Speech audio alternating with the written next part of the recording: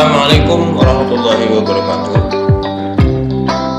Perkenalkan, saya Dadang Muhyudin, unit kerja dari UPTD SD Negeri Sukahati, Kecamatan Horubis, Kabupaten Indramayu. Saya adalah peserta pembekalan calon pengajar praktik angkatan 7 yang pembekalannya dilaksanakan dari mulai tanggal 25 Juli sampai 11 Agustus tahun 2025. Pada hari ini saya akan berbagi mengenai materi tentang prakarsa perubahan. Baiklah para sahabat yang berbahagia, juga khususnya bagi rekan-rekan yang pada hari ini seperjuangan dengan saya sedang mengikuti pembekalan CPP angkatan 7. Mari kita simak video pembelajaran ini yang berkaitan dengan prakarsa perubahan. Mudah-mudahan ada manfaatnya. Mari kita awali pertemuan ini dengan bersama-sama membacakan basmalah. Para sahabat yang berbahagia, jika ada pertanyaan apa itu prakarsa perubahan? Prakarsa perubahan itu terdiri dari 3 unsur yang tidak dapat dipisahkan. Ketiga unsur itu saling berkaitan erat dan tidak dapat dipisahkan. Ini saya membuat sebuah ilustrasi 3 unsur dari prakarsa perubahan. Bahwa yang pertama itu prakarsa perubahan itu berpihak pada murid, sesuai dengan kebutuhan murid yang didasarkan pada empati kepada murid. Kemudian unsur kedua dari prakarsa perubahan adalah berdampak terhadap murid. Artinya tidak hanya sekedar konsep atau kegiatan, tetapi prakarsa perubahan itu ada bukti nyata perubahan positif yang dirasakan dan atau didapatkan oleh murid. Kemudian unsur yang ketiga yaitu bahwa prakarsa perubahan itu bisa ditiru atau direplikasi agar dampak dari praktik baik dirasakan lebih banyak oleh murid. Nah, pada kesempatan ini kita ambil sebuah prakarsa perubahan yang sudah saya buat. Mudah-mudahan ini ada manfaatnya. Inisiatif praktik baiknya itu membudayakan bahasa yang santun. Nah, untuk membuat prakarsa perubahan itu kita melakukan perjalanan menggunakan konsep atap ya. Konsep atap yang pertama itu adalah A. A itu adalah awal, atau yang di dalamnya bagian yang menceritakan situasi awal meliputi tanggung jawab sebagai guru dan tujuan pembelajaran yang harus dicapai. Di dalamnya itu berisikan yang berkaitan dengan inisiatif praktik baik, itu membudayakan bahasa yang santun adalah di sini aset awalnya adalah lingkungan keluarga yang memegang prinsip untuk berbahasa santun setiap anggota keluarganya.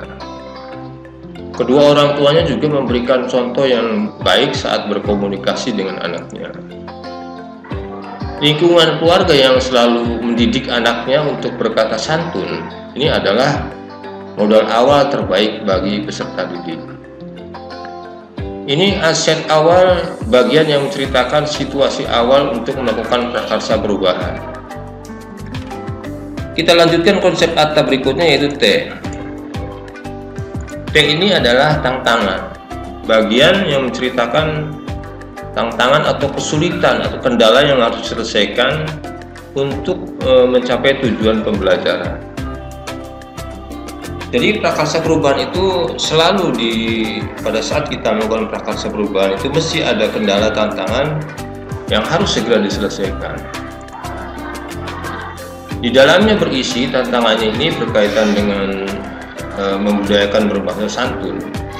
Ini siswa berteman dengan teman-teman yang sering berkata kasar. Ini mempunyai pengaruh kepada anak terhadap apa yang diucapkannya, yang didengar.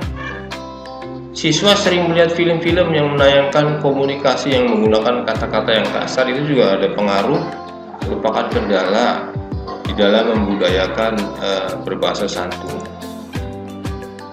Kemudian pada saat siswa itu bergaul dengan temannya itu kadang merasa minder kalau dikatakan kurang gaul. jika tidak meniru ucapan-ucapan temannya yang sebenarnya kasar dan tidak baik, ya. Nah, ini adalah tantangan yang harus segera diselesaikan. Kemudian pada langkah berikutnya, pada aksi. Berikutnya itu aksi, itu bagian yang menceritakan strategi dan pelaksanaan strategi belajar, termasuk penyesuaian strategi bila ada. Di dalamnya, ini intinya adalah strategi, ya, langkah-langkah untuk menyelesaikan kendala-kendala tadi yang dihadapi. Siswa diwajibkan menggunakan kata-kata baku yang santun saat berada di lingkungan sekolah, terutama saat berkomunikasi di dalam kelas bersama temannya dan berkomunikasi dengan bapak atau ibu guru di sekolah. Juga langkah lainnya itu dalam waktu 1 minggu pada saat pelajaran bahasa Indramayu bisa, karena kita berada di lingkup Kabupaten Indramayu. Pada saat ada pelajaran bahasa Indramayu, di siswa diharuskan menggunakan bahasa krama saat berkomunikasi dengan gurunya dan teman-temannya. Ya, ini adalah langkah strateginya. Kemudian bisa juga setiap kelompok membuat poster tentang pentingnya berkata santun. Ini bisa dipasang di pada dinding, ya. Ini sangat bermanfaat, ya, untuk mengingatkan siswa dalam literasi agar bisa membudayakan bahasa santun. Kemudian yang terakhir, langkah terakhir adalah pelajaran. Dari langkah-langkah sebelumnya, dari aset, kemudian tantangan, kemudian aksinya, kita mendapatkan bagian yang menceritakan pelajaran, hasil refleksi terhadap keseluruhan proses. Di dalamnya berisi perubahan yang diharapkan. Perubahan yang diharapkan ini, guru-guru memberikan tauladan yang baik saat berbicara dengan muridnya. Ini sangat penting. Langkah awal adalah tauladan dari guru-gurunya baik saat berbicara dengan muridnya. Mengapa demikian? Karena tak kala guru-guru sudah tidak bisa memberikan tauladan yang baik, contoh yang baik kepada murid-muridnya saat berbicara santun, maka apapun informasi yang kita sampaikan, nasihat yang kita sampaikan kepada siswa untuk berkata santun, maka tidak akan bisa. Jadi tauladan guru itu sangat penting, sangat utama sekali. Kemudian murid-murid berkata santun saat berkomunikasi dengan guru dan teman-temannya.